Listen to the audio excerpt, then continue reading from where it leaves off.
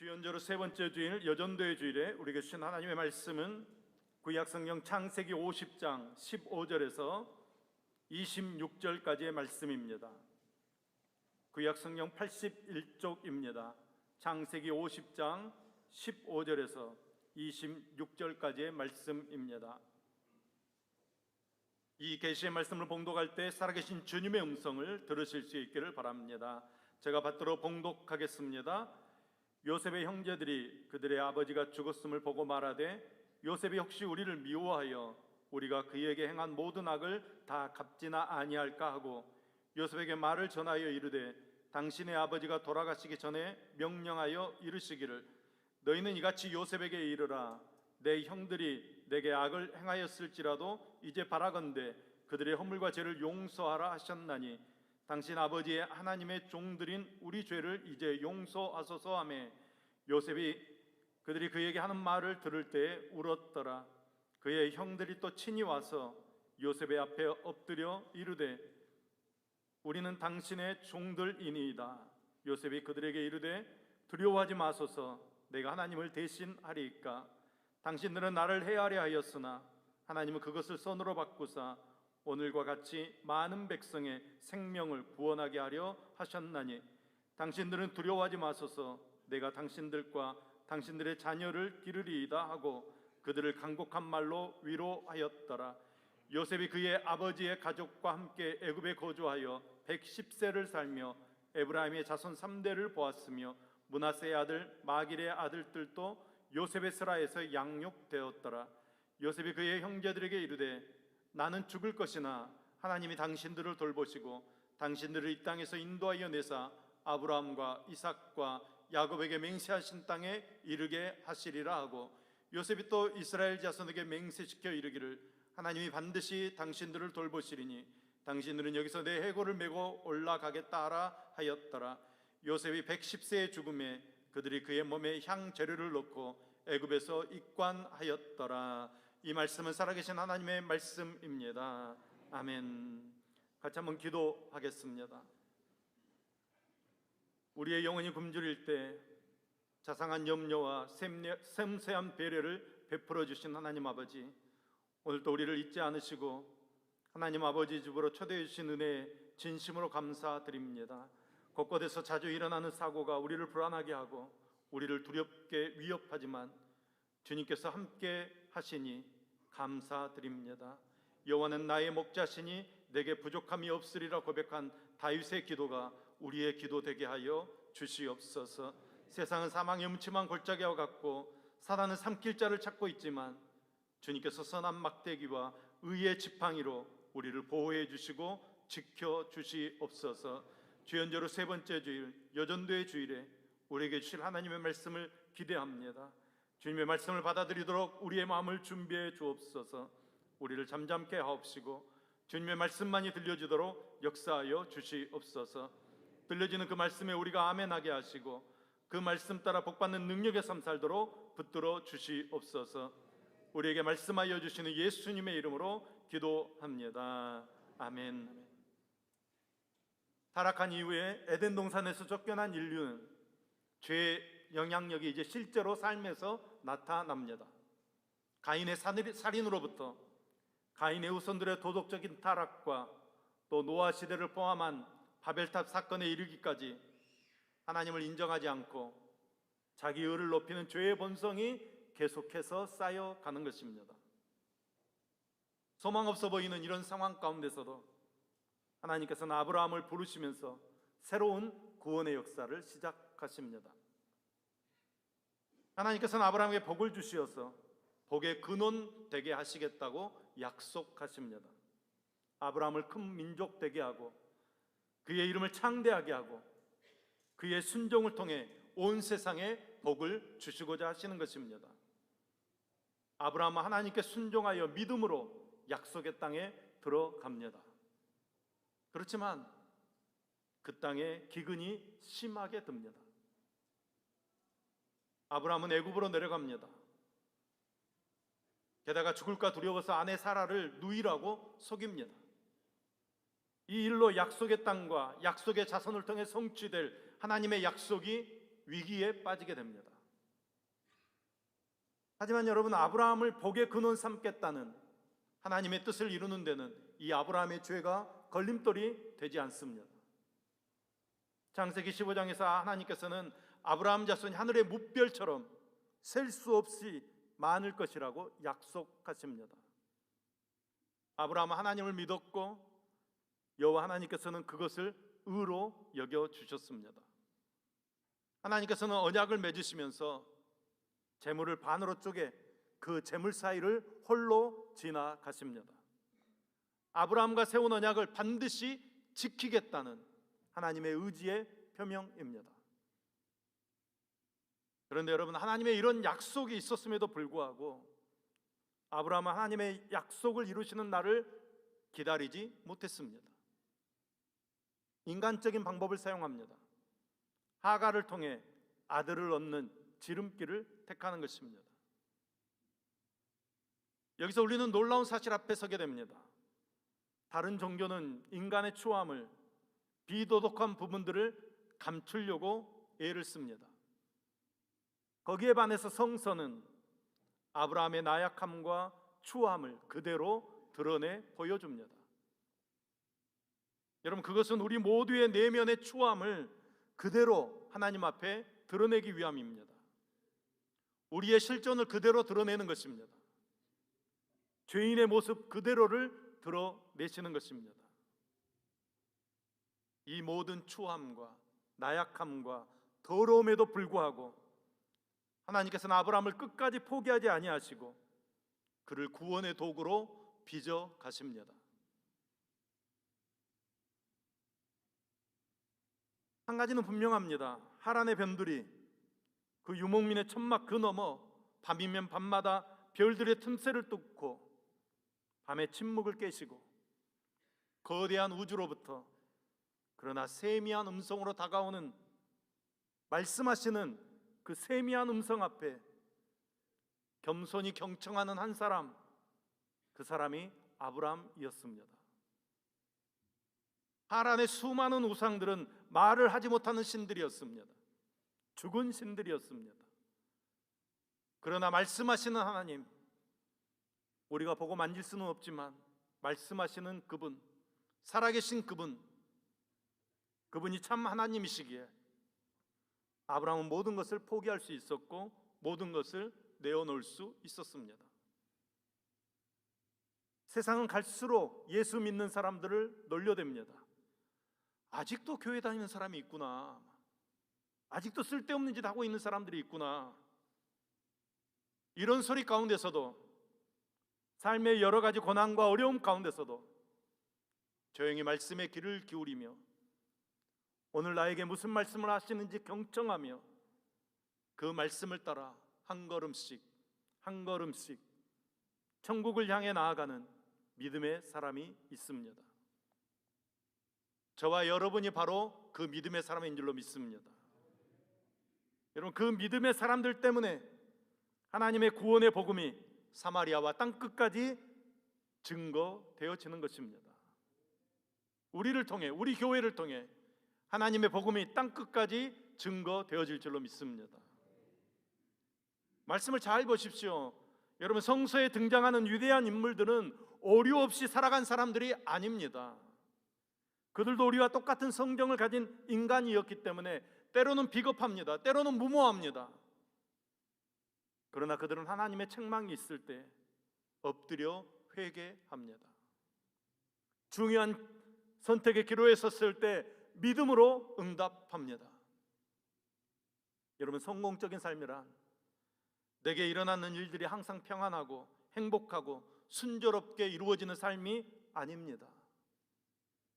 때로는 힘들고 어려운 고난의 순간순간 믿음으로 응답하며 사는 삶입니다. 고난과 어려움 가운데서도 하나님을 향하여 귀를 열고 하나님과 눈을 마주치고 하나님과 마음을 같이 하는 것입니다. 우리의 이러한 작은 몸짓에 하나님께서 은혜로 함께 하실 줄로 믿습니다. 아브라함의 실수와 실패가 있었지만 하나님께서는 다시 아브라함을 믿음의 자리로 부르시고 아브라함과 언약을 갱신하십니다. 나는 내 하나님이 되고 너는 내 백성이 될 것이다. 그러면서 하나님께서 아브라함과 그의 아내 사레의 이름을 아브라함이라고 사라라고 바꾸어 주시고 할례를 행하라 명령하십니다.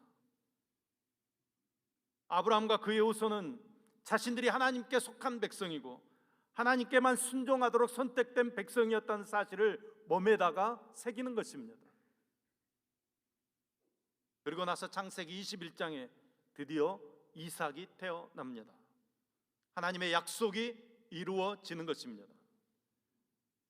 그렇지만 여러분, 하나님께서는 계속해서 아브라함을 빚어 가십니다. 22장에 들어가면 하나님께서는 아브라함에게 하나뿐인 사랑하는 아들 이삭을 번제로 바쳐라 명령하십니다. 아브라함은 자신의 믿음이 지금 어디쯤 있는지 가늠하는 이 시험을 통과해야 했습니다. 아브라함이 믿음으로 순종함으로 시험을 통과합니다. 하나님께서는 이삭을 보호해 주시고 예비하신 양으로 번제를 드릴 수 있도록 여호와 이레 하나님께서 친히 준비해 주시는 은혜를 베풀어 주십니다. 여러분, 이 은혜는 아무나 경험할 수 있는 은혜가 아닙니다. 절대적으로 하나님을 신뢰하는 자에게만 주어주시는 하나님의 특혜입니다. 어려움 가운데 있으십니까? 아니면 문제 앞에 힘들어하고 계십니까? 혹은 시험과 연단 앞에 지쳐 있으십니까? 하나님을 신뢰하는 자에게는 하나님께서 이미 준비해 주신 문제의 해결책, 피할 길과 놀라운 방법들, 그리고 우리가 예상하지 못한 은혜들을 준비해 주신 줄로 믿습니다. 여호와 이레, 준비해 주신 하나님의 은혜가 저와 여러분의 삶에 넘쳐나기를 소망합니다. 하나님께서는 모든 섭리, 모든 계획대로 우리의 삶을 이끌어 가십니다. 그 하나님을 붙드시고 그 하나님의 약속을 신뢰하시기 바랍니다. 하나님께서 우리에게 친히 준비하실 그 여호와 이레의 축복과 은혜를 삶 속에서 날마다 경험하는 저와 여러분 되기를 소망합니다. 그리고 이제 창세기 25장부터 에서와 야곱의 이야기입니다. 이들은 쌍둥이로 태어났습니다. 동생 야곱은 형에게서 장자권을 가져오고 싶었습니다. 마침 형이 배가 고플 때 붉은 죽을 줄 테니 장자권을 달라고 요구합니다. 장자권을 가볍게 여긴 에서는 동생에게 죽 한 그릇 받고 장자권을 넘겨줍니다. 부모도 모르게, 하지만 하나님 앞에서 장자권을 넘겨줍니다. 그 후에도 보면 에서는 자기 눈에 보기에 좋은 대로 이방 여인을 아내로 삼습니다. 그러니까 에서는 점점 언약에서 멀어져 갑니다. 말씀에서 멀어져 갑니다. 언약을 붙잡기보다는 자기 자신을 붙잡습니다. 자기 마음대로, 자기 뜻대로 인생을 살아갑니다. 이삭이 죽기 전에 에서를 장자로 축복하고자 했습니다. 하지만 이를 알게 된 리브가가 야곱을 에서로 변장시켜서 축복을 가로챕니다. 결국 아브라함에게 주신 언약의 축복이 야곱에게로 계승되어집니다. 이삭의 뜻대로 되어지지 않습니다. 하나님의 뜻대로 되어집니다. 하나님께서는 에서와 야곱이 태어나기 전부터 큰 자가 작은 자를 섬기게 될 것이다 약속하셨습니다. 하나님께서 야곱을 선택하신 것입니다. 하지만 모두가 하나님의 약속을 신뢰하지 못했습니다. 이삭은 자기 생각대로 장자에게 축복을 베풀고 싶었고, 리브가와 야곱은 인간적인 방법 동원해서 그 축복을 가로채려고 했습니다. 결국은 가정이 깨지는 것입니다. 야곱이 축복을 가로챈 것을 알게 된 에서가 동생 야곱을 죽이려고 합니다. 야곱은 외삼촌 라반 집으로 도망가게 됩니다. 외삼촌 라반 집으로 가는 동안에 베델에서 하나님을 만나게 됩니다. 창세기 28장 14절 말씀입니다. 땅의 모든 족속이 너와 내 자손으로 말미암아 복을 받으리라. 아멘. 하나님의 약속을 받은 야곱은 외삼촌 라반 집에서 혹독한 훈련을 받습니다. 하지만 야곱은 많은 후손과 재물을 얻게 되고 고향 땅으로 다시 돌아오게 됩니다.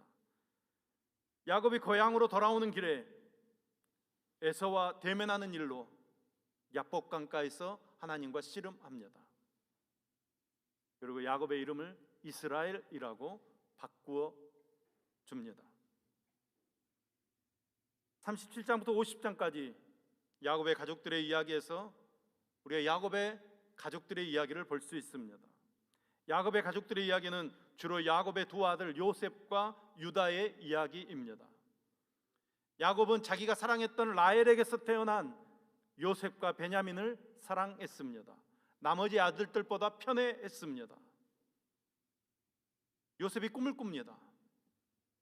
그 꿈의 요점은 요셉이 그 가족의 왕, 즉 다스리는 자가 된다는 꿈입니다.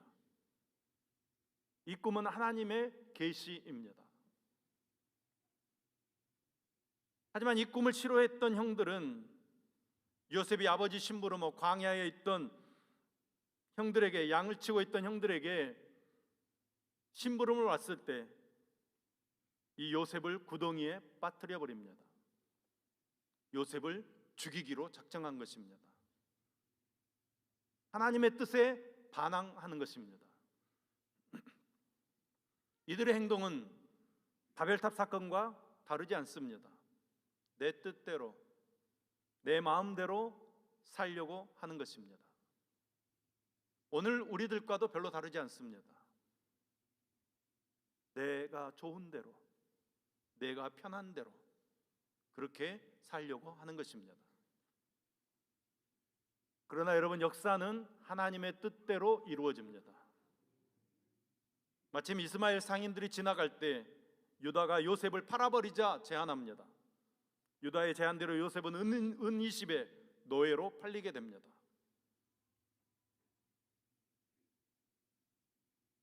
형들은 아버지 야곱에게 요셉이 악한 짐승에게 물려 죽었다고 거짓말합니다.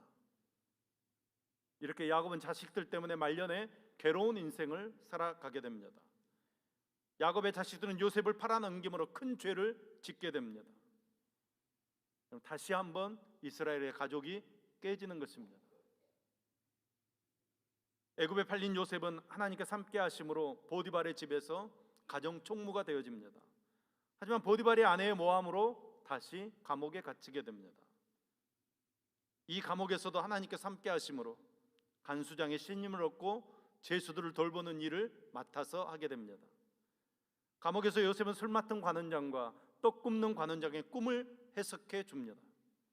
요셉의 해석대로 술 맡은 관원장은 복직하게 됩니다. 요셉이 자신의 사정을 이야기하면서 꼭 구명해 줄 것을 부탁하지만 그는 요셉을 기억하지 못하고 잊어버립니다. 그러던 어느 날 애굽의 바로가 꿈을 꿉니다. 하지만 아무도 그 꿈을 해석해내지 못합니다. 이때 요셉을 잊고 있었던 술 맡은 관원장이 요셉을 생각해냅니다. 그리고 요셉을 바로에게 소개합니다. 바로는 요셉의 해석을 듣고 그를 지혜롭게 여겨서 애굽을 다스리는 총리로 세워줍니다. 하나님의 꿈대로 진행되어지는 것입니다. 하나님의 계시대로, 즉 바로의 꿈대로 7년 풍년이 지나가고 7년 흉년이 시작됩니다. 기근이 온 땅에 심해지자 사람들은 애굽으로 양식을 구하고자 찾아옵니다. 요셉의 형들도 애굽으로 양식을 구하기 위해 찾아옵니다. 요셉은 하나님의 섭리 속에서 식량을 구하기에 찾아온 형제들이 이제 서로 사랑하는지 여러 가지 단계로 형들을 시험합니다. 먼저 요셉은 형들을 애굽의 스파이로 몹니다. 그리고 그들의 말이 사실이라는 것을 확인하기 위해서 막내를 데려오라고 요청합니다. 그런데 여러분, 이 과정에 르우벤이 아버지를 설득합니다. 베냐민을 꼭 데려오겠다고 약속하면서 자신의 두 아들의 생명을 겁니다. 야곱 또한 결단해야 합니다. 다른 자식들, 다른 식구들을 구하기 위해 가장 사랑하는 아들 베냐민을 내어놓아야 합니다. 여기서 끝나지 않습니다. 요셉은 베냐민에게 도둑 누명을 씌워서 그를 감옥에 가두어 버립니다. 베냐민만 두고 가라고 이야기합니다. 이때 유다가 등장합니다. 유다는 베냐민을 두고 가면 아버지가 죽도록 슬퍼한다고 하면서 자신이 감옥에 들어갈 테니까 베냐민과 다른 형제들을 보내달라고 호소합니다. 여러분, 가족을 사랑하면 자기를 희생할 수 있어야 합니다. 여러분, 하나님께서 우리를 사랑하십니다. 우리를 사랑하시기 때문에 독생자 예수님을 내어주시는 것입니다. 우리도 하나님 사랑합니다. 아멘. 우리도 하나님 사랑합니다. 그러면 여러분, 하나님을 위해서 무엇을 내어놓으셨습니까?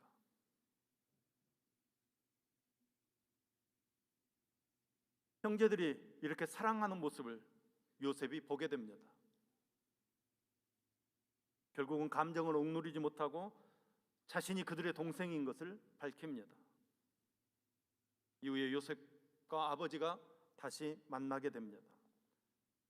근데 이제 형들은 큰일 났습니다. 생사권을 가지고 있는 요셉이 무섭습니다. 두렵습니다. 무서워하는 형들에게 요셉이 이렇게 이야기합니다. 창세기의 결론입니다. 성경의 결론이라고도 말할 수 있습니다. 창세기 50장 19절에서 21절까지의 말씀입니다. 요셉이 그들에게 이르되 두려워하지 마소서, 내가 하나님을 대신하리이까.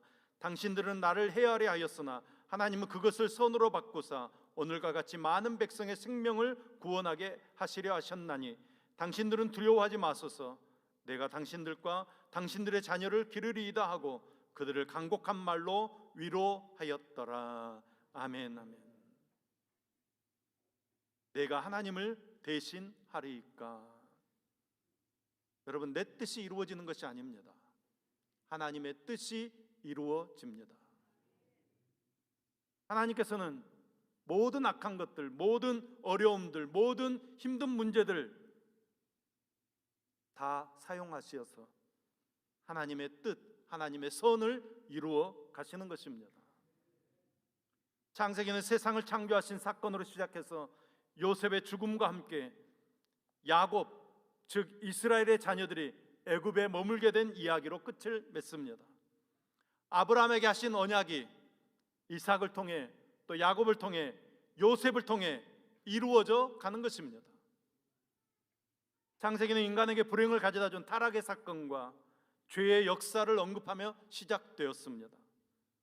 창조는 순간이었고 그 행복은 너무나도 짧았습니다. 하나님의 명령을 어기고 선악과를 따먹었습니다. 그 때문에 죽음이 왔습니다. 죄가 온 것입니다. 무질서가 끊이지 않습니다. 그 죄를 홍수로 심판했지만 죄가 근절되지 않았습니다. 그렇다면 여러분, 인간의 창조와 그 역사는 비극입니까? 실패입니까? 아닙니다. 하나님의 놀라운 솜씨가 발휘되는 것입니다. 하나님께서는 우리의 악과 우리의 실수를 이용하여서 하나님의 선을, 하나님의 뜻을 이루어 가시는 것입니다. 우리의 부족함과 연약함과 실수와 그 많은 죄악들 가운데서도 인류의 역사가 희망이 있다는 것은 하나님께서 그 역사를 붙들고 가기 때문입니다. 우리는 하나님의 선하심과 성실하심을 바라보는 것입니다. 우리가 이해할 수 없는 사건들이 일어납니다. 생각지도 못한 어려움이 찾아옵니다.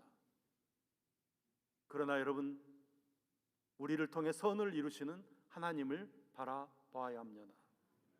악을 선으로 바꾸시는 하나님을 바라봐야 합니다.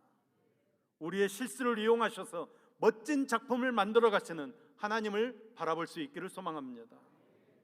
사랑하는 여러분, 여러분이 지금 어떤 환경에 있든지 어떤 사람을 만나고 있든지 모든 것이 다 협력하여 선을 이루어갈 줄로 믿습니다. 하나님의 선한 능력은 인간이 서로에게 행하는 악한 일마저도 선으로 바꾸어 가십니다. 그냥 선한 것으로 바꾸는 것뿐만 아니라 궁극적으로 우리가 구원받도록 역사해 주십니다. 왜 하나님께서 이 세상에 악을 허용하시는 것입니까? 궁극적인 목적은 인간을 구원하기 위해서입니다. 죄를 버리고 하나님께 돌아오게 하기 위한 것입니다. 창세기 50장 24절 말씀입니다. 요셉이 그의 형제들에게 이르되 나는 죽을 것이나 하나님이 당신들을 돌보시고 당신들을 이 땅에서 인도하여 내사 아브라함과 이삭과 야곱에게 맹세하신 땅에 이르게 하시리라 하고. 아멘, 아멘. 요셉이 고백합니다. 이제 나는 죽을 것이다. 이것은 요셉이 당한 현실입니다. 그리고 하나님께서 너희를 돌보시고 너희에게 오실 것이다. 이것은 요셉의 소망입니다. 그리고 그 소망이 확실히 이루어질 것을 믿었기에 그는 자기 해골을 애굽에 묻지 말고 출애굽하게 되는 그날 반드시 나의 해골을 가지고 가나안 땅으로 올라갈 것을 맹세시킵니다. 여러분, 이것은 요셉의 믿음입니다.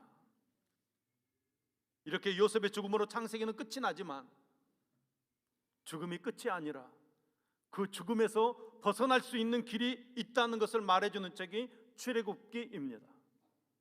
성경은 출애굽기로부터 시작해서 죽음으로서 벗어나 영생의 길을 얻는 그 길을 제시하고 있습니다. 여러분, 우리는 모두 죽을 것입니다. 그러나 그것이 끝이 아니라는 것입니다. 죽음 이후에 더 좋은 세상이 우리를 기다리고 있습니다. 죽음만이 아닙니다. 우리는 여러 가지 어려움을 당합니다. 늙거나 병들거나 아프거나 죽음이 다가오는 현실이 우리에게 있습니다. 그러나 우리는 절망하지 않습니다. 더 큰 소망을 갖게 되는 것입니다. 하나님께서 역사를 이끌어 가시기 때문입니다. 요셉이 자녀손들에게 자기의 소망을 믿음 안에서 유언하듯이 우리도 우리 자녀손들에게 믿음의 소망을 유업으로 남길 수 있는 저와 여러분 될 수 있기를 예수님의 이름으로 축복합니다.